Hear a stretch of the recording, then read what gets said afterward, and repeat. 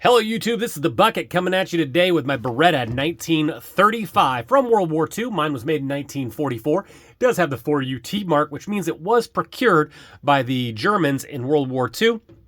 And it's got a cool story. It's got an even cooler stand, and I'm going to talk to you a little bit about that today. So I picked this gun up. It was on a table, a small table at a gun show. Had it listed for $250. Haggled with him a little bit, got it down to $230. Ended up taking it home with me.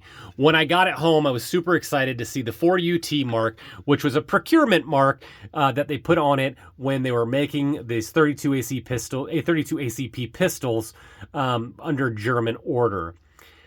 I got it at such a good deal. I like it a lot. I love the way the 1935 feels in the hand. It's a good shooter. And it was sitting in my safe, and I kept pulling it out and looking at it and enjoying it, and I realized I should display this particular gun.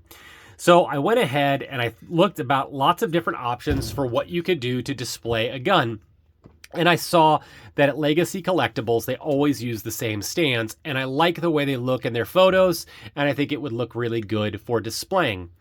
So I went on their website. They do sell them. They come in cherry and I believe walnut, but check their site. And they had cool logos on them. And so when I reached out to Scott, he's the guy that actually makes them. I said, hey, can you hook me up with something? And he goes, that's fine. What do you want on to be on there? And he did recommend the cherry wood because the laser engraving just tends to show up better. And if you look, it really does come through very, very nice. And I said, I would like the PB logo off the grip. Now, PB is Pietro Beretta. This is one of the, if not the oldest gun manufacturer in the world. I love this logo that's on the grips. And he said, well, I don't have that one. Let me see what I can do for you. He mocked this one up, did a really good job. I love that logo. Fits the gun perfectly. And so when he, excuse me, when he reached back out to me, I was like, hey, is there any way that you could add the 4UT mark that's on the back of my Tang? And he said, well, I don't know. What does that look like? I took a picture of it off the gun. He mocked this up. I love the way it looks. So you can, like from a distance, you can see that it's a Beretta 19, either 34 or 35, and that 4UT will let you know it is a 1935. I love it. I think it looks great. It's going to mock up really nice in the man cave. So let's talk a little bit about the stand. It's beautiful, beautiful finish on it. I love the decorating of it. The only thing that I would say is when you're buying these, I did something a little bit different. Let me show you what I did. All right, so this is the actual plug that goes in where the magazine does. And on a gun that has a heel release, just so you guys know, a heel release has the magazine go up here. And instead of there being a notch in the magazine and a button to release it, it's just held in by this spring. And it goes into the mainspring, and you put the magazine in, it pushes this back, and as soon as the magazine goes all the way in, it goes all the way back in. No more pressure on the magazine release. The way that they do it here is when you put it in, this just stays back a little bit, putting extra pressure on that spring. Now, I'm a gun shooter. I'm not just a gun looker. So I didn't want this to be sitting there with that pressure on the magazine for years and years and years and have it damage that magazine, or sorry, that spring, or wear it out.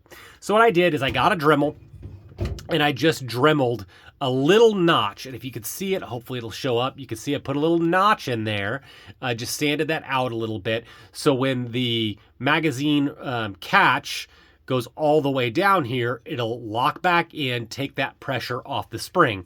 Wouldn't be such a big deal for like a Walther PPK or a Sauer 38H, which has a button release, because there's nothing that will push on that spring. But for something like this, a CZ27, anything with a FN 1922, anything with a heel release, you might want to consider doing something similar. And I'll show you how easy it is once you get it in there. So you just put this in like you would a regular magazine, and I'm going to get it in focus here. And if you slide it down, you can see, oh, that just locked right in there.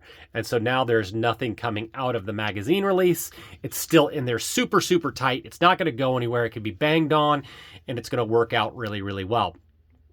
It was a little bit of doing with a Dremel tool, but it was worth it because now I know that I can take this out and I won't have any extra pressure on that spring there.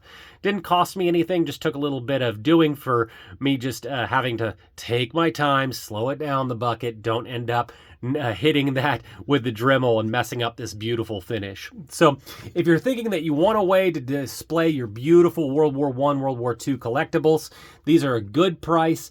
Reach out to Scott at Legacy Collectibles. He'll go ahead and he'll line something up for you. His turnaround time is amazing. You'll really enjoy your purchase. I do want to thank you guys for supporting the channel. All the likes, the comments, the shares, they're really appreciated. And as always, you stay classy, YouTube.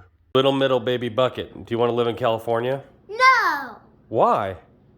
Because I'm not a communist.